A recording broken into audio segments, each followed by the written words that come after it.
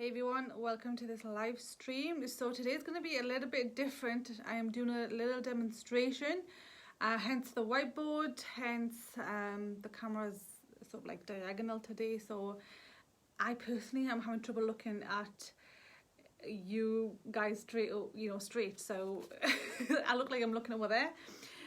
So let's get started. So this topic is literally about how to become more emotionally resilient.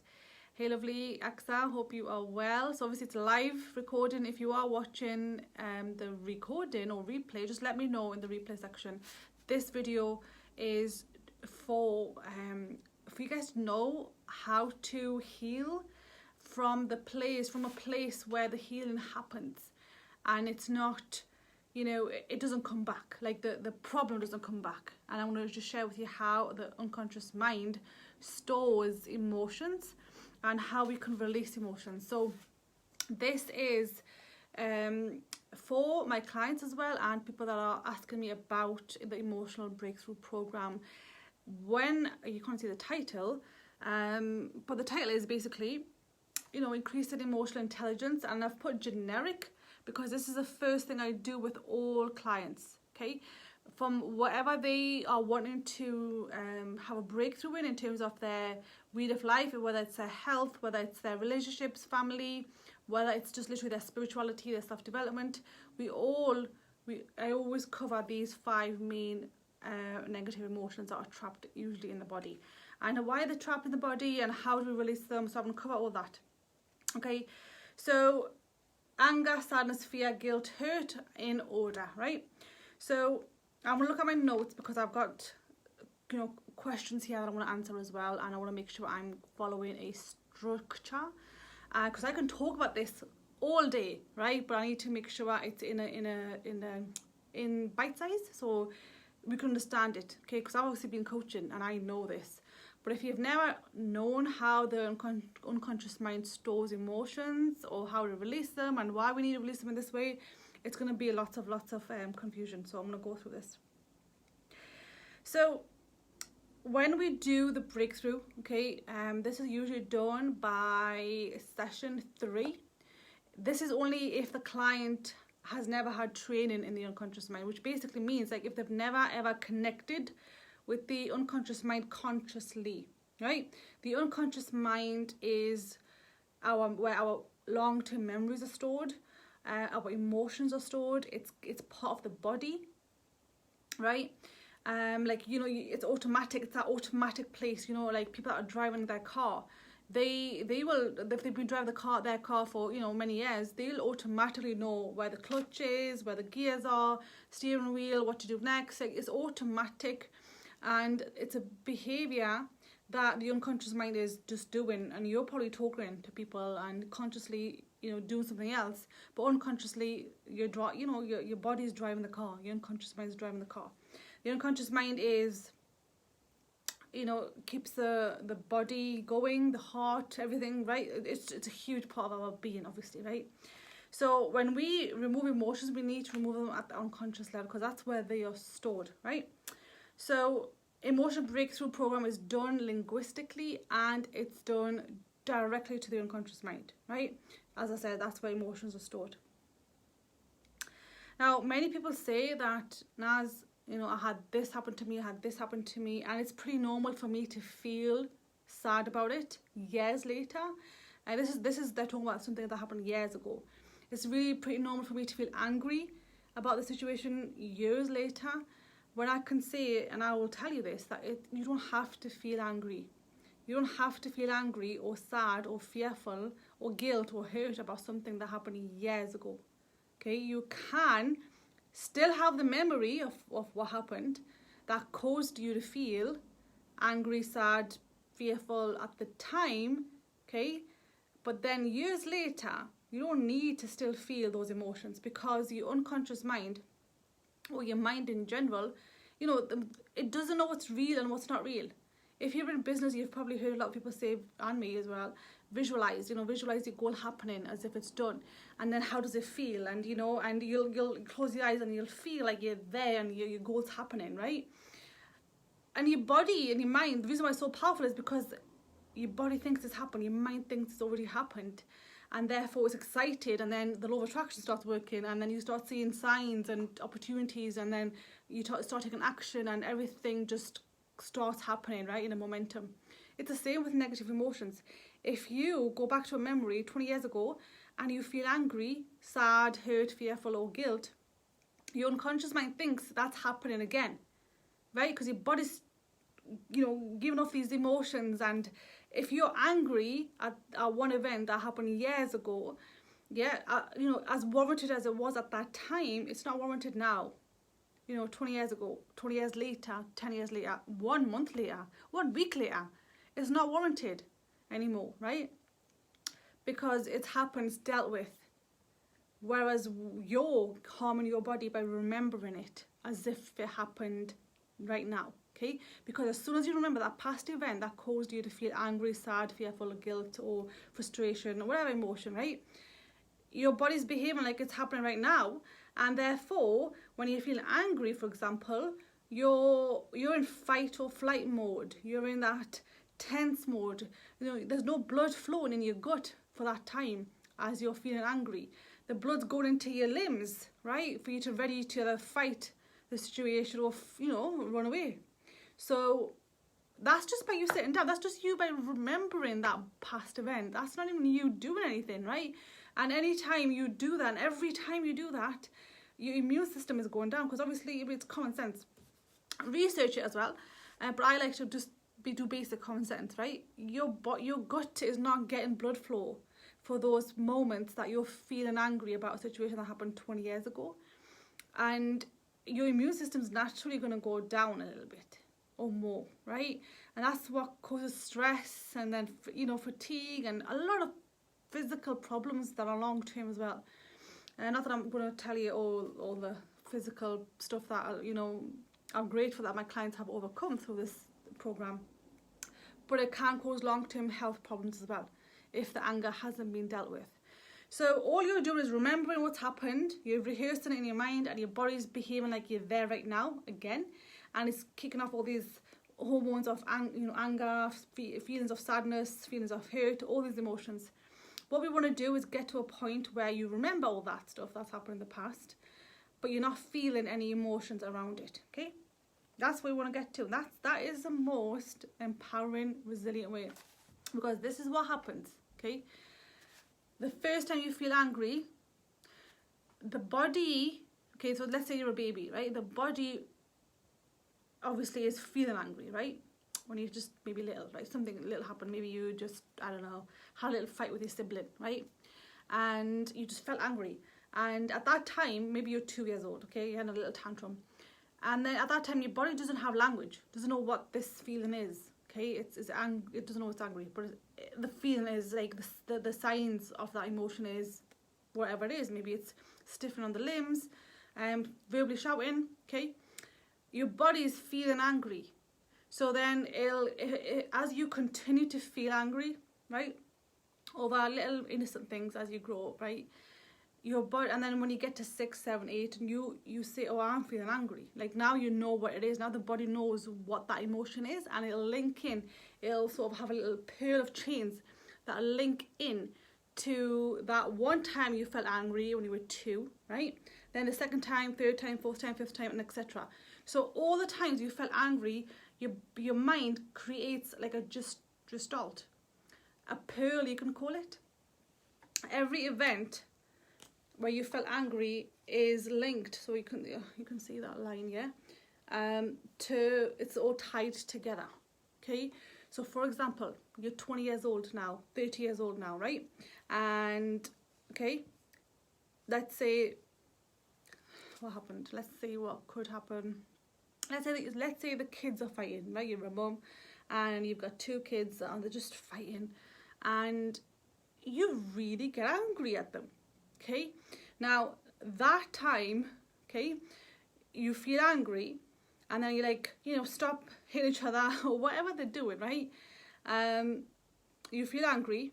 However, your anger might be escalated too much. You can't see those things. It could be escalated to like, whoa, like that's too much anger. Like you don't have to even behave in anger. You can just feel that anger. You don't need to be verbally abusive or, you know, vocal about it.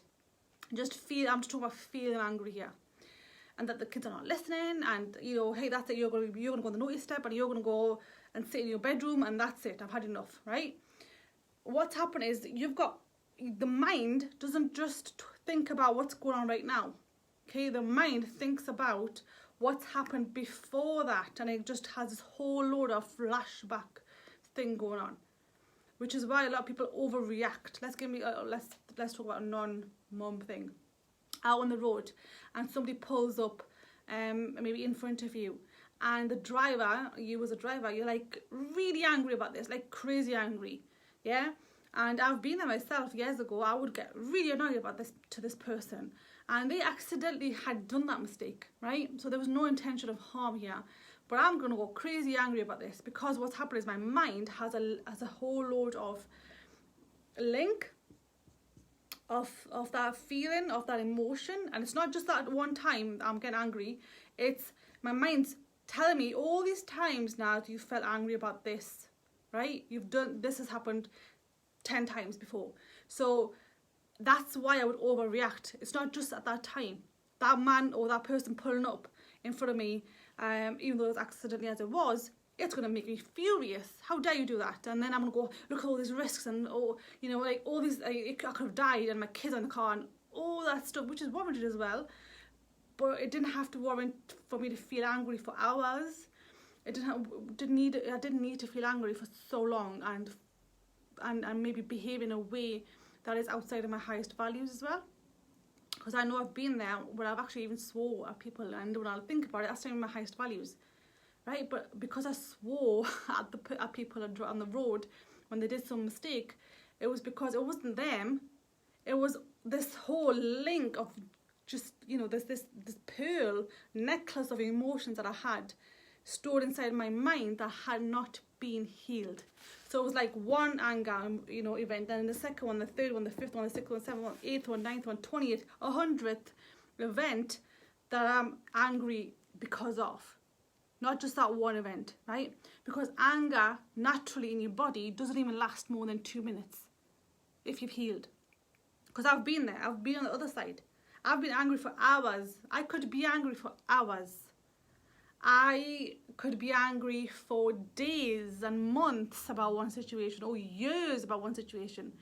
And now, on the other side of the program, because I haven't been a client myself, I can be angry on something new and it won't last more than 2 minutes, maximum 3.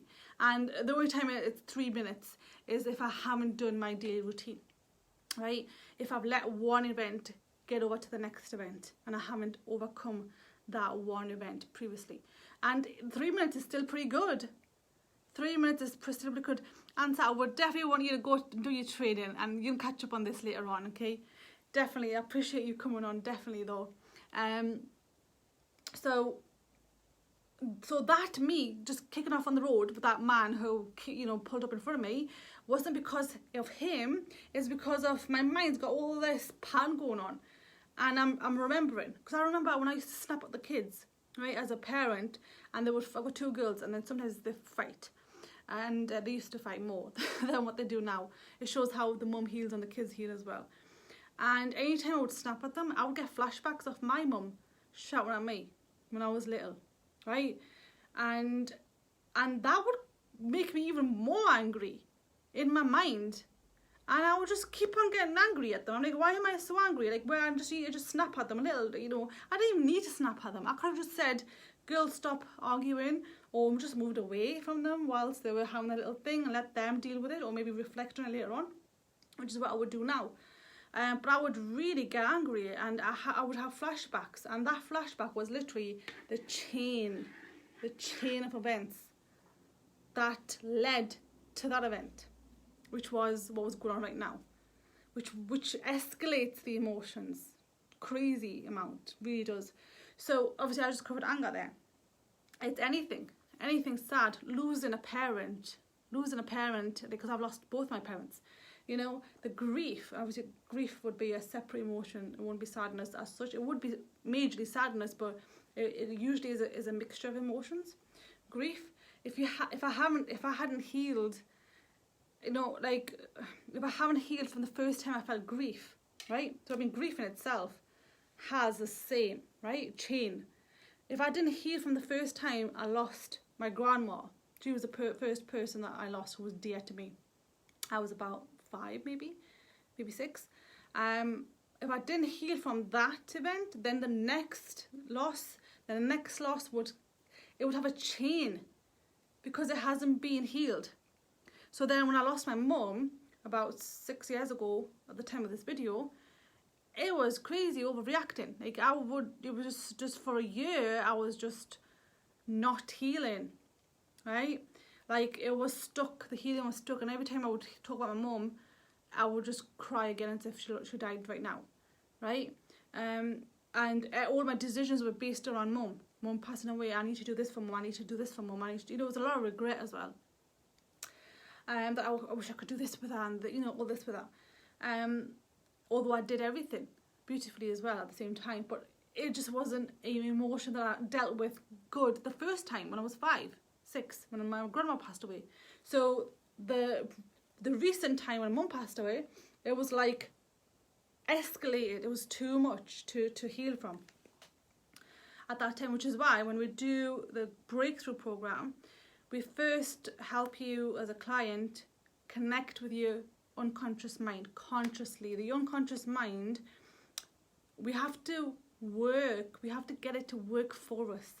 Okay, so the unconscious mind is literally like a little child. Okay, you know them people that don't have filters and they'll say anything, they'll just blurt it out, and then you're like embarrassed, like why did they say that for? In the whole, you know, in the whole party or whatever it is that you're at, gathering, event, that they're just impulsing out whatever the unconscious mind is saying, and they're not processing it to the, you know, their conscious mind, right? The conscious mind processes it, right? So at work, when I was nursing, there were so many times, you know, like I had a code of conduct. Let's go with this. I had a code of conduct, a practice. I have to be professional at work, right?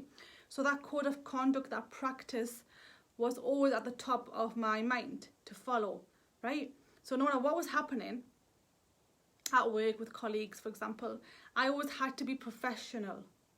Okay, my unconscious mind would whisper something, and I don't want to say that, right? Maybe I want to swear, I don't know, but I wouldn't swear, right? Because I've got to be professional here. I've got a code of practice to follow. You know, at work with colleagues, you can't swear. You shouldn't be swearing. You're at work, right? So the code of conduct was in my conscious awareness, so I would hear what my unconscious mind was saying, I would process it and say what my conscious mind should be saying. Okay, so in session, what we do is initially we get you to train to really listen to the unconscious mind, but over time, again, going back to that, over time I would ignore the unconscious mind so much because I didn't need to hear it, because I've got a code of practice to follow, right? So if you, a lot of the time we just ignore the unconscious mind. But in session, we got to get it back. We got to really listen to what it's saying, and the unconscious mind speaks first.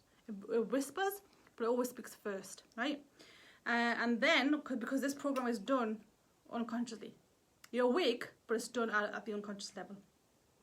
So the unconscious mind stores all these emotions. The first time you felt angry, the first time you felt sad, fear, hurt, guilt, any emotion, frustration, right? And what we do is, once we deal with the first event that caused you to feel angry, for example here, you go back to the first event unconsciously, the first event before you were 7 years old, you get the learnings, okay? Obviously, I'm not going to do this here with yourselves, but I'm just telling you how it's done. You get the learnings, because what we want to do is empower you. We want every situation that you went through, as bad as it might have been, for you to feel empowered from it. And the only way you're going to feel empowered is by taking the positive learnings from it. You know, even if you didn't do anything, you still take the positive learnings for you as an individual, for you and your future. And when you do that, the emotion is gone. It literally goes, and the rest is gone as well. Because what you've just done is you've deleted the chain of events. Like you haven't deleted the events, you've deleted the emotion from that event, and that's gone. And then we do the same with sadness, we do the same with fear, and we do the same with hurt, and we do the same with guilt. Now, guilt is one of them things that it doesn't really go fully. So as a child, like say for example, we've done this, and a lot of people have done this, I know I have as well, is, you know, take money out of your mum's purse, 20 pence, 10 pence, whatever it is. And then at the time you felt guilty. However, you may have said sorry to your mum, you may have changed your behaviour, but the guilt kind of doesn't go because you probably remember your mum's face, how she was disappointed in you, maybe. And that guilt is held on. And then that affects your life as adult, especially entrepreneurs. They feel guilty for asking more money. One of my clients that was on here live, she was exhausted in doing sessions with clients, so sort of like hijama, like cupping sessions, massage sessions, and she wouldn't go above £40 an hour or £40 a session, when she knew deep inside that she needed to ask for more money because she's exhausted. I mean, yes, basic session, £40, but for more complex clients who needed more care, she needed to ask at least £70. She wasn't doing that because this gestalt was still there. Yeah, anytime she would ask for more money, she probably saw unconsciously, and it's done really, really quick. She probably remembered some events in the past that told her, oh, no, you can't ask for more money because of that happened and that happened. And then the mind would justify her from even asking for more money when she rightly, consciously knew she should have asked for more money. But unconsciously, because that hadn't been healed, the first event didn't heal and the previous ones after those events didn't heal, the mind kept telling her, no, you can't. So what we did was we went to the first event when she felt guilt, got the learnings, healed from that event, and then the chain also got healed. That passed on the next event, all healed. Now this is all done generically. We all do this the first time. Later on we'll go into it more like context based, like say for example if somebody wants to overcome internal obstacles around their health, internal obstacles around their business, but this is always done the first time. And when you do this is for emotional resilience in all areas of your life. You do this once and you'll immediately feel more emotionally resilient as a parent, as a co-worker, as a leader, as a entrepreneur, as anyone, because there's no more flashbacks. The first event is not there telling you, like there's no more heaviness now. It's just that current event that's going on at that time. And then you process it, because what you've done here is because you're training your brain to get the learnings. Anytime something negative happens, just getting the paper, anytime something negative happens right now, for example, you straight away or within a few moments get the learnings, and then the negative emotion goes. I want you to try this as well. If you be my client, definitely do this. You should be doing this anyway. Like straight away you would see it. Now I can't remember what my daughter, who's been getting coached by me as well, she said something. Yes, my youngest's bike was stolen a few days ago, and my youngest was a little bit, obviously upset by it. And Faiza, the eldest, she said something like, oh well, now you can play with your Heelys now. Heelys are like them trainers that have got wheels on, and she hasn't been wearing them for a while because she's been on a bike now.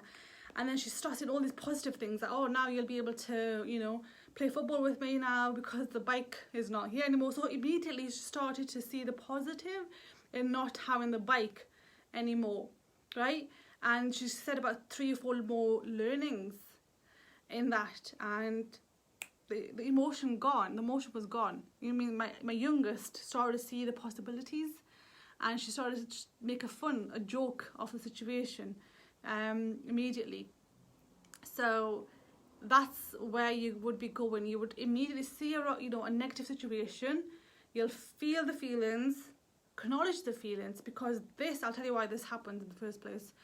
And then what you would do is, okay, what can I learn from this? What do I need to do? Right? Do I need to change how I think about the situation, or do I need to do something about this situation? Okay, if I can't do something about the situation, then I need to change how I think of the situation. Okay, now a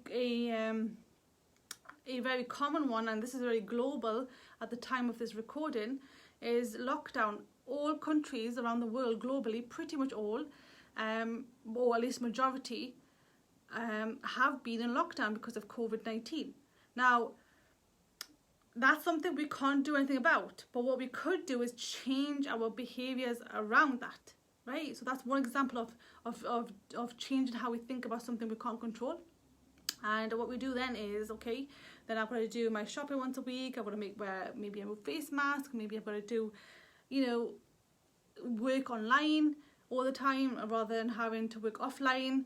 So you're being flexible with your behaviours. Now, it's much easier to be flexible with your behaviours when there's not this baggage to carry. Okay, there's the 5 principles of success, and one of them is behavioural flexibility. For you to be flexible in your behaviour so you can continue to get your goal, right? If you can't go offline, you would go and do your work online, right? So maybe for that reason you would have to learn how to use social media. So that's flexibility. That's not like being rigid. That's no, I am just going to work offline. I'm not going to work online, and having that stubbornness, right? It's probably the right word, rigidness, where it's part of us. It's part of the unconscious mind. The unconscious mind likes familiar things, right? Likes the sameness as well. But when you've healed from all this stuff, you're not carrying that baggage, you're more likely to be flexible. You're more likely to learn, right? Now, almost everybody has had to homeschool their kids, right? So what do you need to learn to homeschool your kids? What program do you need to enroll in? What time do you need to wake up and what time do you need to sleep? Your routine has changed. A lot of parents' routines have changed since the UK's lockdown, because all schools have been closed, except obviously if you're a key worker, then you have access to childcare and school. Outside of that, you don't, right? So we've had to be flexible in our behaviour, and what we want to do is be flexible in our behaviour while feeling empowered as well. Yes, have a little time to process what's going on. It took me 2 days to process lockdown.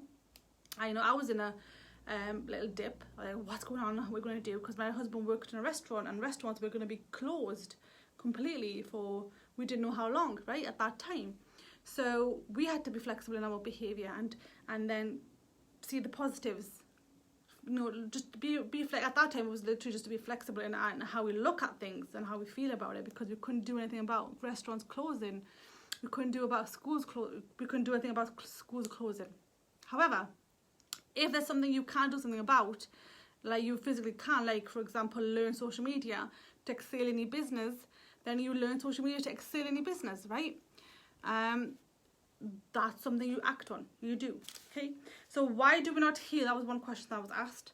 So obviously as a child, as a baby, if you've fear is a common one for babies.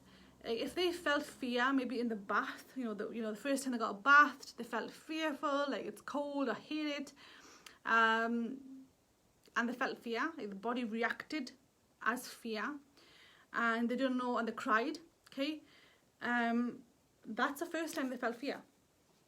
Okay, as normal as that was. Okay, but it's still stored as fear, right?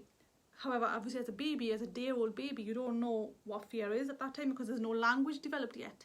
And so when you felt fear again and again and again until language was developed, maybe you were 7, maybe this one, then you say, oh, it's fear. And then now you've got a name. You've got a name to that emotion, that feeling, that response. So then now that chain is created. Obviously the chain was already created, but now it's got a name. And obviously at that age, when you're a baby, you don't have that, you don't know the learnings. Like you were in that bath, it was probably cold, but you were surrounded by people that you love. Okay, so that would be a learning that I'm okay, I'm safe, I'm surrounded by people that love me, that care for me, and it was just cold, and I just felt a bit scared, but it's okay to like go now. Okay, I'm safe, I'm happy, I'm enjoying my bath. You see how I'm just giving myself these learnings? And then when you give these learnings, more learnings, that emotion is released, and the rest are, you're released from the rest as well. Okay, so that's how it starts usually. Now, it doesn't have to be as huge, like you know, like the emotional baggage doesn't have to be added on. When you see your child crying as a young child, this is something that I would definitely encourage parents to do, is if they're crying about something or getting angry about something, let them feel those emotions in a healthy way as possible. Obviously, you don't want to let them hit somebody or smash the table in pieces. You know, if they need to release anger physically, like not everybody is physically releasing anger. Some people need to shout and scream. I always mention about this. It's healthy to do as long as it's done in a healthy way. Okay, like the 2-year-old would have a tantrum, and as parents we don't like to see that. And I have these impulses myself, so I know it's a common thing. We don't like to see our child upset, so we'll tell the child to stop it, stop crying, stop being angry. But then they need to do that, because when they feel the emotion, then you tell them what are the positive learnings from that situation. Okay, their emotional baggage will be less. It won't stack up to the extent it would have if you didn't do it other ways or either, right? So for example, our 7-year-old, she would cry. She lost, the bike was stolen the other day. She was upset a little bit, and then immediately her sister intervened and told her these positive learnings that we call in coaching language, the positives in the bad situation, and then her emotions released. Okay, so she's got one less event of sadness in her little chain of emotions. That necklace, there's one less event. Okay, hopefully more, because I encourage her to cry as loud as she is when she cries, and she's a proper diva as well. I let her cry, because she has to cry. She has to feel the emotions, and then she has to get the positive learnings after that. So she's 7 now, so I tell her to write the positive learnings so that they get into a neurology. So this is why we don't heal it, because I know as a child I was told to stop crying. When I was upset, I was told to stop crying straight away. No, you don't cry. Don't cry. Stop crying, right? And that was from my older sibling. Stop crying. And he was a lot older. He was like, I think 12 years older than me. Yeah, 12 years older than me. So he used to teach me, and if I got it wrong, I got told off, and I would cry because I was told off. I was sad.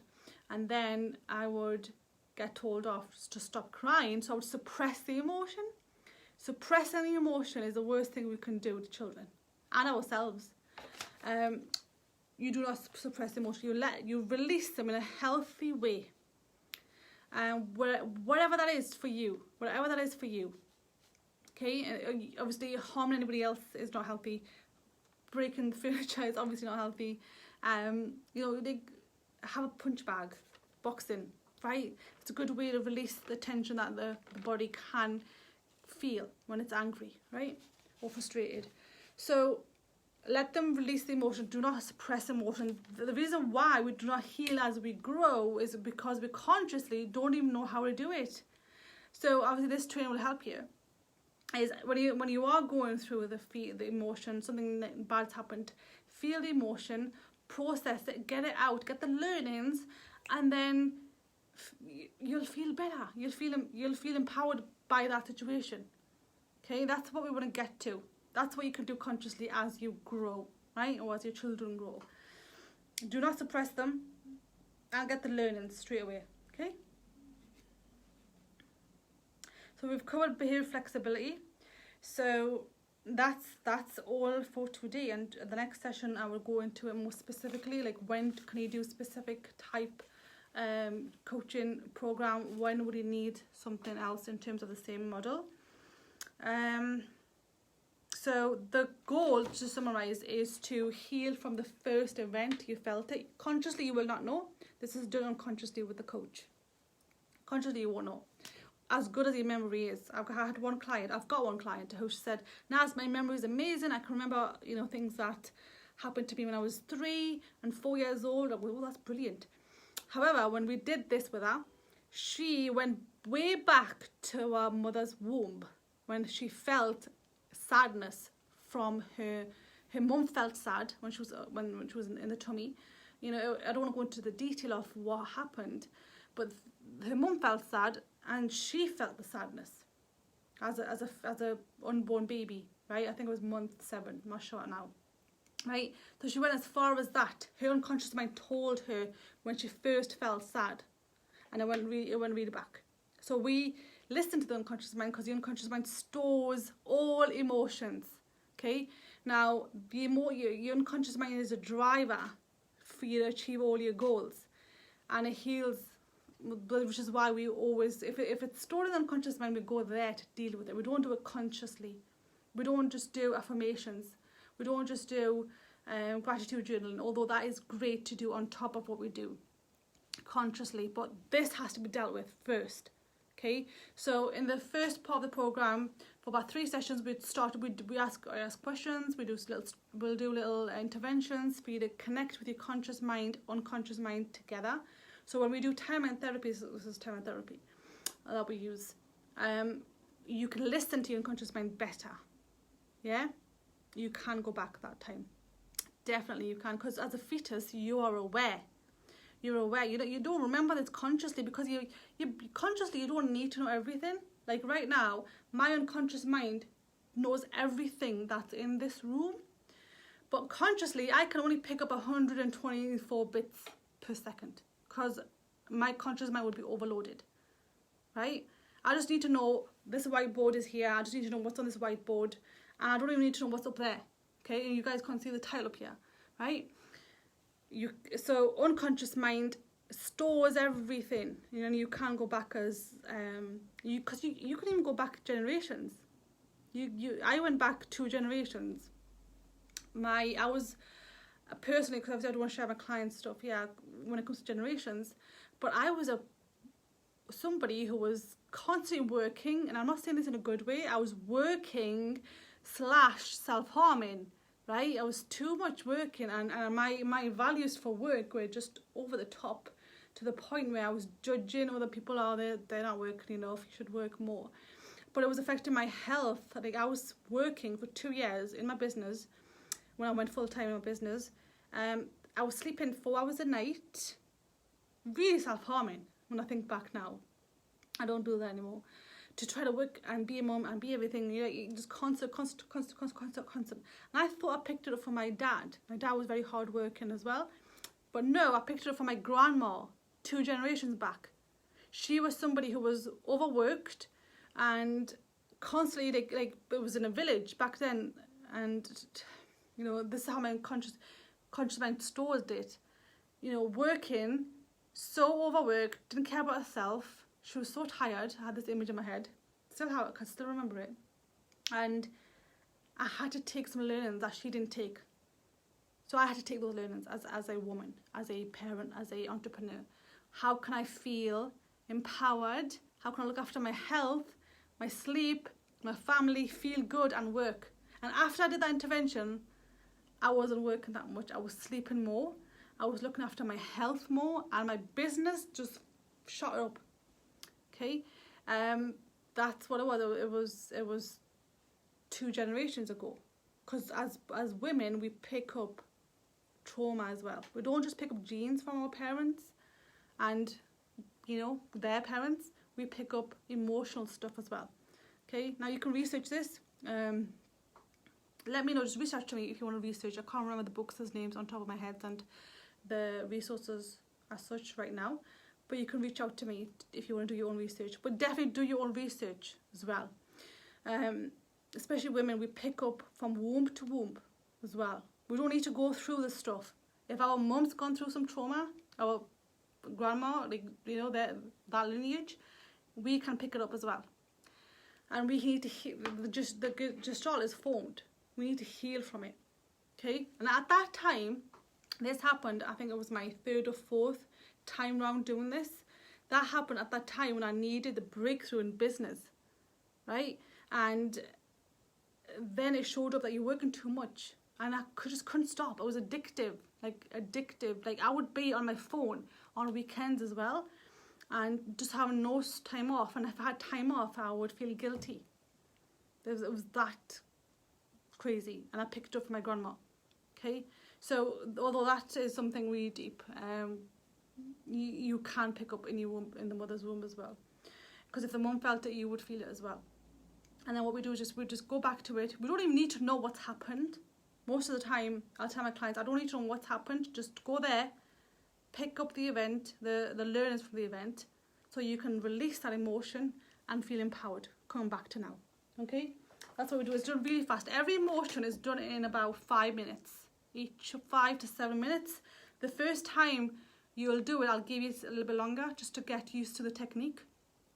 Usually anger and sadness is done the first time round together, because when you release anger, you suddenly feel sad. You feel more sad. And that happens naturally as well if you think about it. When you feel angry about something, you just suddenly want to cry after that. So what we do is we do anger, sadness first. That's like a practice way of doing it, and then after that we just release all those 5 emotions in 5 to 7 minutes each. They're usually done in 1 hour. The release is done, you're more emotionally resilient, and then when you're dealing with life, you're dealing with that life situation. You're not dealing with the stuff that's connecting with it. That's all gone. Yeah, now if I'm ever to discipline, and I'm using the word discipline purposefully, whenever I discipline or help my child to grow personally, I see that problem. I don't have flashbacks anymore from when my mum, when I was a child. Okay, those emotions are gone. And as a coach, I have to make sure that I am always clear in my lens, that I'm never triggered. Anytime I'm triggered, I know I need to deal with something, because that trigger is connected to something before. Like there's something that I haven't healed from, which is triggering me. I need to deal with that. So this was a pretty intense training. I hope you found value. Any questions, obviously let me know. Reach out to me anytime. This is done specifically for my clients as well, and people that are interested or wanting to look into the emotional breakthrough program with myself. You can always reach out to me, like I said, for specifics, anything that I haven't covered that you want to ask me. You can do that, or if you do want a free session to know more about it, you can always do that as well.